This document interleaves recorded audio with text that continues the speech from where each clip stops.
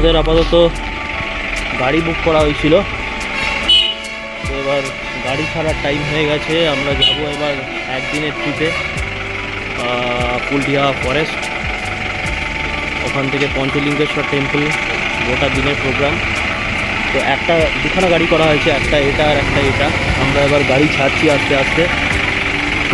তো এই গাড়িটা মোটামুটি ফুল প্যাকড আপ হয়ে গেছে, অনেকরা আছে আর এখানে পুরো প্যাকড আপ করছি। এবার আমরা খালি এটাতে উঠবো। আমরা যেহেতু চাঁদিপুরে স্টে করেছিলাম, তাই জন্য চাঁদিপুরের হোটেল থেকেই আমরা বুক করে নিয়েছিলাম এই দুটি গাড়ি। গাড়ি পিছু আমাদের খরচ হয়েছিল ৩,৫০০ টাকা। চাঁদিপুর বিচ থেকে কুলডিহা ফরেস্টের ডিস্টেন্স আনুমানিক ৩৯ কিলোমিটারের মতো হবে। হাইওয়ে ধরে কিছুটা যাওয়ার পরেই চোখে পড়ল পাহাড়। শহরের কংক্রিটের জঞ্জাল থেকে বেরিয়ে এসে রাস্তায় দুধারে সবুজের সারি যেন চোখের এক অদ্ভুত আরাম।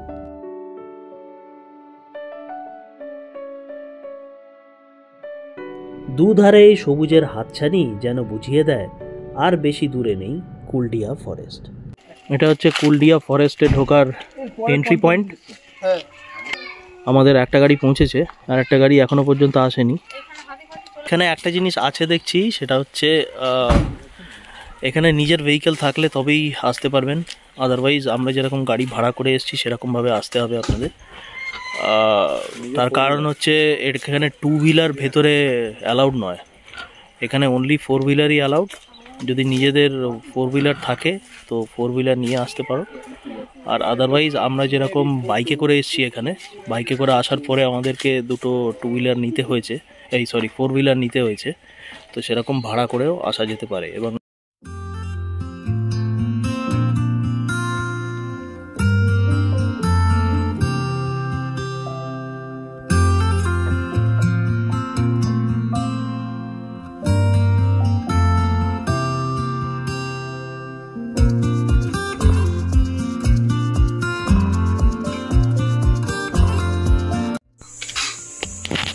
আমাদের এখানে এখন कुलडिया फॉरेस्ट एंट्री होच्छे। कितना करके एंट्री है भैया?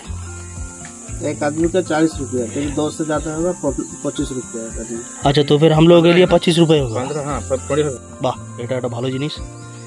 10 জনের বেশি হলে 25 টাকা আর 10 জনের কম হলে 40 টাকার এন্ট্রি ফি আছে। তো এটা আমাদের যেরকম লাগলো, গাড়ির জন্য আবার দুটো গাড়ি আমরা নিয়েছিলাম, তো দুটো গাড়ির জন্য 100 টাকা করে 200 টাকা এন্ট্রি ফি নিয়েছে। আর যেহেতু আমাদের সঙ্গে একটা ক্যামেরা ছিল, এই যে ক্যামেরা, স্টিল ক্যামেরা, তো সেইটার জন্য একটা 50 টাকার এন্ট্রি ফি নিয়েছে। জঙ্গলের বুক চিরে আমরা ক্রমশ এগিয়ে গেলাম আরও গভীরে।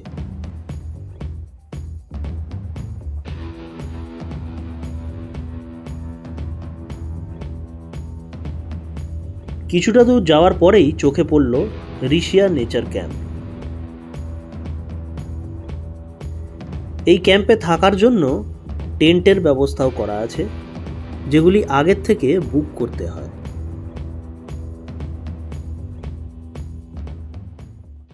আসবে তোর কাছে, সব তো উড়িয়ে দিলি। এটা সেলফি হবে। আমাদের এখানে আপাতত কি ড্যাম বললো? ড্যামটা কি? এটা হচ্ছে ঋষিয়া ইকো নেক্সট, এটা আমাদের ক্যাম্প আছে, আর এখানে ঋষিয়া ড্যাম আছে। আমরা এই রাস্তাটা দিয়ে এসেছি, তো আমরা এবার আবার অন্য সাইডটায় যাবো। 3, 2, 1। ও বাবা, জঙ্গলের অন্য প্রান্তে দেখা মিলল একটি ঝর্ণা। এই ফলসটা এখন কোনো জলই নেই, পুরো শুকিয়ে গেছে। একটু একটু একটু একটু একটু একটু জল পড়ছে। বর্ষাকালে মনে হয় এখানে প্রচুর জল থাকে হয়তো।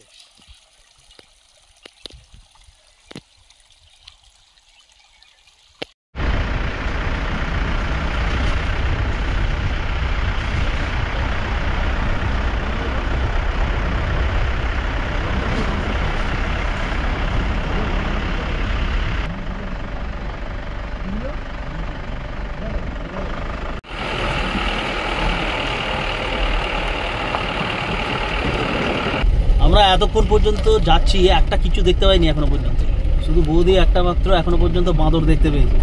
আরে আমরা জঙ্গল দেখতে পাচ্ছি তো, এটা কম কি? হ্যাঁ আমরা জঙ্গল দেখতে পাচ্ছি, এটা কম কোথায়? জঙ্গল সাফারিতে জঙ্গলই দেখতে হবে। হ্যাঁ জঙ্গল সাফারি আমরা তো সাফারি করছি না, জঙ্গল সাফারি করছি, জঙ্গল দেখো। এটা সত্যি কথা বলেছে তো সুতরাং চেঞ্জ অ্যাটিটিউড সবই মায়া। লাল মাটির ওপর পড়া গাছের ছায়ার আলপনার মধ্যে দিয়েই আমরা ক্রমশ এগিয়ে চললাম আরও ভেতরের দিকে।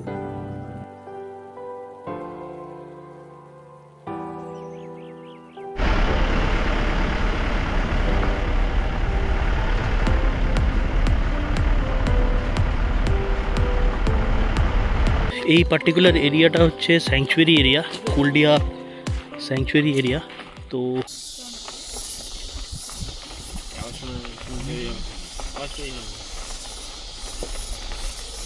গাড়ি নিয়ে চলে যাচ্ছে।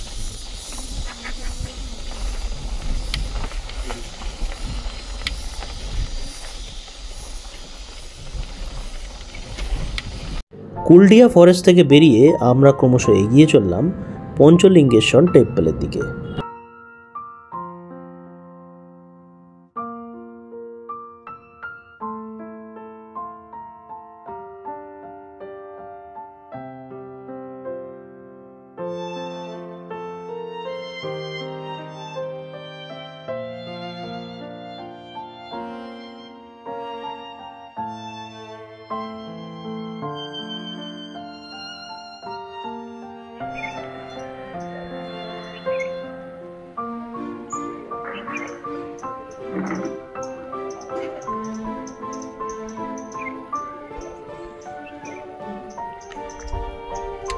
তো এটা হচ্ছে গুরুশক্তি হোটেল অ্যান্ড রেস্টুরেন্ট। আমাদের গাড়িগুলো এখানে পার্ক করেছি, এখানে পার্ক করা আছে। তো আমরা আপাতত এখানে খেতে ঢুকেছি। এখন রাত বাজে 2:30। কুলডিয়ার থেকে নিচার ক্যাম্পের থেকে এটা অনেকটাই দূরে। তো সব গোল টেবিলে, দুটো টেবিলে বসা হয়েছে। এই টেবিলে কিছু আছে, এই টেবিলে কিছু আছে। এখনও পর্যন্ত খাবারের অর্ডার দেওয়া হয়নি, কিছুক্ষণ পরে খাবারের অর্ডার দেবো আমরা। সবাই খুব, আমাদের খাবার চলে এসছে এখানে। আচ্ছা কী কী আছে খাবার দেখি। আমরা প্রচুর ক্ষুধার্ত, হ্যাঁ প্রচুর ক্ষুধার্ত। থালি ফালি দিয়েছে, সুন্দর থালিও এসছে। খাবার কেমন অমিত দা? খাবারটা কেমন? হ্যাঁ চলবে চলবে। আচ্ছা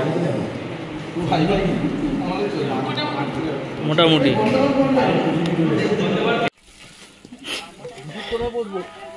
আমরা অবশেষে এই পঞ্চলিঙ্গেশ্বর টেম্পলের গেটের কাছে এসে পৌঁছেছি। অনেকখানি পার্কিং থেকে অনেকখানি হেঁটে আসতে হয়।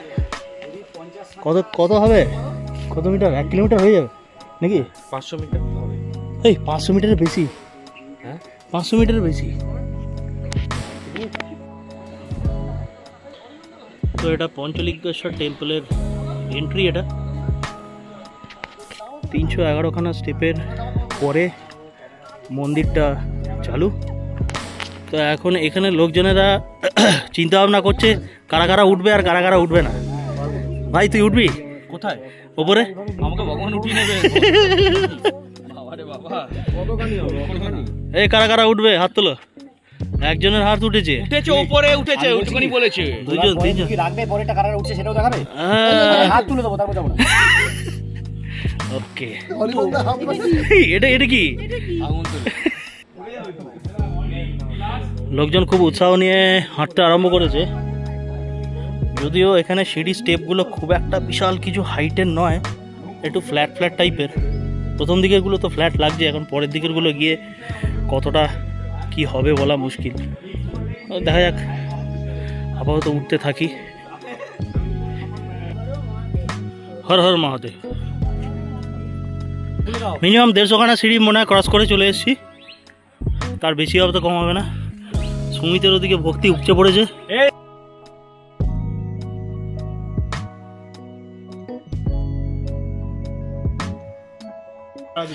আপাতত 311খানা সিঁড়ি চড়ে গেছি।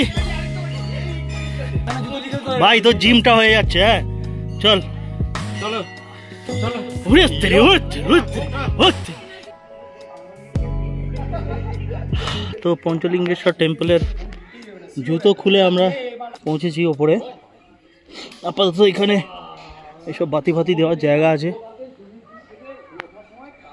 পঞ্চ লাড্ডু ভোগ ভান্ডার।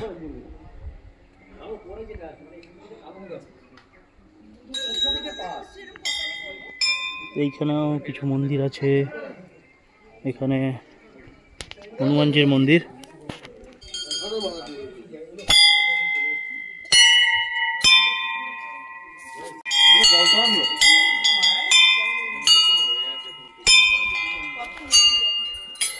साढ़े गाँव पाচ্ছি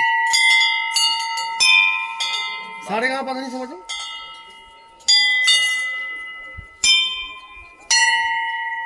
কি আনন্দ।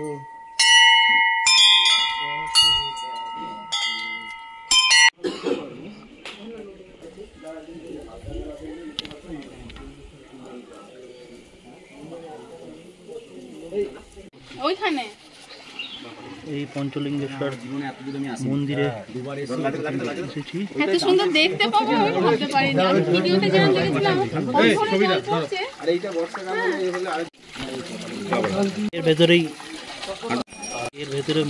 লিঙ্গগুলো আছে।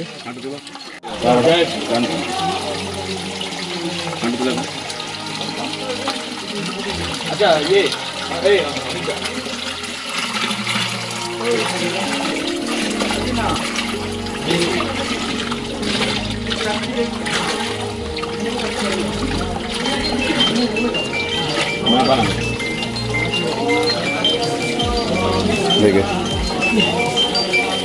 একদম পুরো 5টা লিঙ্গ পরিষ্কার বোঝা যাচ্ছে। ভেতরে 5টা ছোটো ছোটো লিঙ্গের মতো করা আছে। তো ওটাকে হাত দিয়ে স্পর্শ করতে হয়। আর এখান থেকে যে ঝর্ণার জলটা যেটা নামছে সেটা এখন গ্রীষ্মকাল বলে জলের ফ্লোটা কম, কিন্তু বর্ষাকালে এই জায়গাটা পুরো মানে জলে ভর্তি থাকে। যার জন্য বর্ষাকালে এই জায়গাটা বন্ধ হয়ে যায়। বর্ষাকালে এখানে বেশি লোকজন আসতে পারে।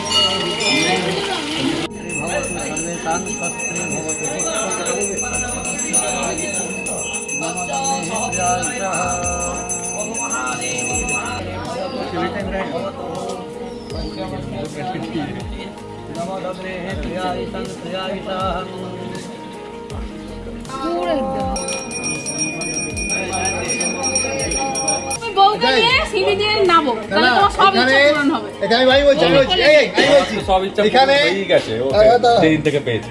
বাবা দিয়া দিয়া হ্যাঁ, কি বলছো রাজকথা, কি বলছো? রোমান্টিক এই কথাটা বলে কতগুলো ফ্যামিলি এক্ষুনি আমার এটা হচ্ছে নীলগিরি টেম্পল। এটা এখন আপাতত বন্ধ হয়ে গেছে, ঢোকা যাবে না। এখন এই তো বেরিয়েছে সাইট সিন করতে। সুন্দর খাজা পাওয়া যাচ্ছিল, খাজা কেনা হয়েছে। হ্যাঁ খাজা খাওছো? না না, এই তো বেরো যাচ্ছে শোনো এই দিকে শোনো। আহা, হোটেলের দিকে লাস্ট কেমন খাজা ভাই? খাজাটা কেমন? যে সমস্ত গোপ্রো, যে সমস্ত ইনস্টা 360 মোবাইলে আমার ভিডিও বা ফুটেজ নেই, ওগুলো পোস্ট করা যাবে না। আচ্ছা, যদি পোস্ট হয় তাহলে পরবর্তী রাইডে কাদা ছুঁড়ে মারবো, আর কোথায় কোথায় মারবো সেটা আমি নিজে জানি না। সকালবেলা আমাদের সবাইকার প্যাকিং শ্যাকিং কমপ্লিট। আমরা এবার বেরোবো। ঘড়িতে এখন সময় হচ্ছে 7:40। বানরা আর অমিত দাদের অলরেডি ছেড়ে দিয়েছি আমরা। এখন আমরা লাস্টের দিকে যারা বাকি ছিলাম তাদের বিল ফিল মিটিয়ে বেরোচ্ছি আমরা আস্তে আস্তে। এখন পেট্রোল পাম্পে যাওয়া হবে, একটু তেল ফেল ভরবো, তারপরে একে একে আমরা সব বেরোবো। এখন পেট্রোল পাম্প থেকে তেল ভরানো হয়ে গেছে। কোথাও একটা দাঁড়িয়ে আমরা খালি একটু ব্রেকফাস্ট করে নেবো।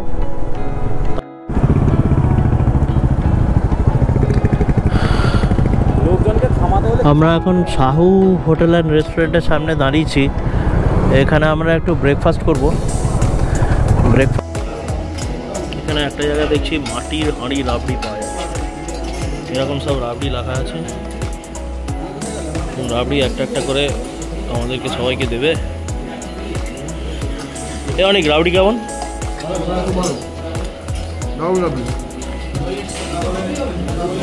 দারুণ রাবড়ি পাওয়া যাচ্ছে।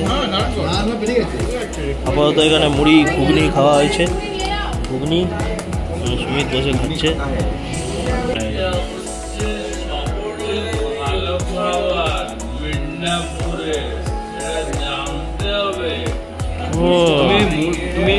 তুমি আলু পরোটা খাও, তুমি ড্যাশ পরোটা খাও, তুমি আর যা খুশি খাও। ড্যাশ পরোটাটা কি জিনিস ভাই? ড্যাশ পরোটা আছে, সেটা যেমন ড্যাশ চার্জ হয়, এটা অন্য কিছু চার্জ হয়। তো আমরা ব্রেকফাস্ট শেষ করে বেরিয়ে পড়েছি। সাবিদা, শুভদীপ এরা সব জলেশ্বর থেকে বেরিয়ে যাবে। জলেশ্বরের আগে থাকতেই মাখবে অ্যাকচুয়ালি, তার কারণ হচ্ছে ওদের বাড়ি সব ওই মেদিনীপুরের সাইডে। ওরা আর আমাদের সঙ্গে কোলাঘাট যাবে না। আপাতত সাবিদা খেলছিল, সাবিদা ওই জন্য এগিয়ে গেছে শুভদীপের সঙ্গে। তো আমি ওই জন্য রাজকুমার তাকে ফলো করছি।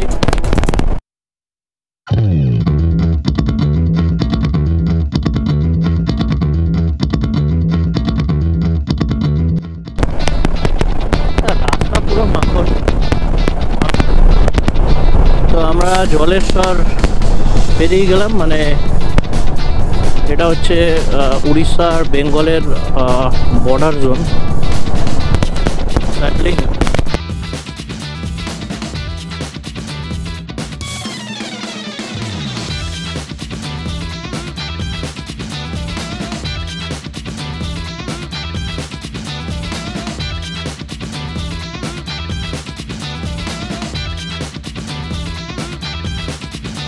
রাস্তার মাঝখান দিয়ে কুকুর হেঁটে যাওয়া জিনিসটা না ডেঞ্জারাস হবে।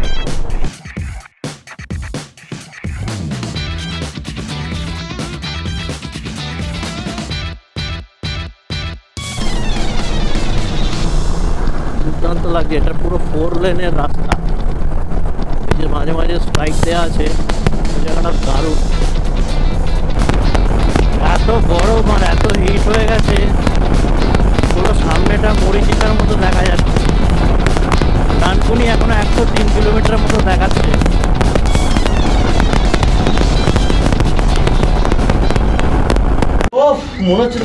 আপাতত কোলাঘাটে এসে পৌঁছেছি। কোলাঘাটের লাঞ্চের টাইম। তো পয়লা বৈশাখ স্পেশাল আজকে থালি। থালিতে ভাত আছে, ডাল আছে, শুক্তো আছে, ও ভিতরের তরকারি, পায়েস, মিষ্টি, আর এটার সঙ্গে সঙ্গে আমাদের মাটন অর্ডার করা হয়েছে। তো এখানে বেশ কিছুজন এখন নেই, তার কারণ হচ্ছে সাবিদা বেরিয়ে গেছে, স্বপ্নদীপ বেরিয়ে গেছে, সৌরভও বেরিয়ে গেছে, সৌরভের কাজ আছে বলে। এটা হচ্ছে আমাদের আজকে থালি। এটার সঙ্গে সঙ্গে মাটনের অর্ডার দিচ্ছি, মাটনও আসবে কিছুক্ষণ পরে। খেয়ে দিয়ে আরামসে আমরা তারপরে বেরোবো। কষা মাটন চলে এসছে আমাদের কাছে, পুরো একদম পয়লা বৈশাখে দাবিয়ে খাওয়া হবে। সব অলরেডি খেতে আরম্ভ করে দিয়েছে, আমি আবার খেতে আরম্ভ করব। আমাদের ট্যুর এখানেই কমপ্লিট। ঘোষ হোটেল থেকে ভালো রকমের লাঞ্চ হলো, পয়লা বৈশাখের সুন্দর লাঞ্চ। পয়লা বৈশাখে সুন্দর লাঞ্চ করার পরে আমরা যে যার বাড়ির উদ্দেশ্যে আবার রওনা দিলাম। অমিত দ্বারা বেরিয়ে গেছে খেয়ে দে। তো বাকি পড়ে রয়েছি আমরা এবার আস্তে আস্তে বাড়ির উদ্দেশ্যে রওনা দিলাম। কেমন লাগলো তোমাদের ভ্লগটা জানিও, এবং আশা করছি খুব তাড়াতাড়ি আর একটা ভ্লগ নিয়ে তোমাদের সামনে আসতে পারবো আবার নতুনভাবে। টাটা।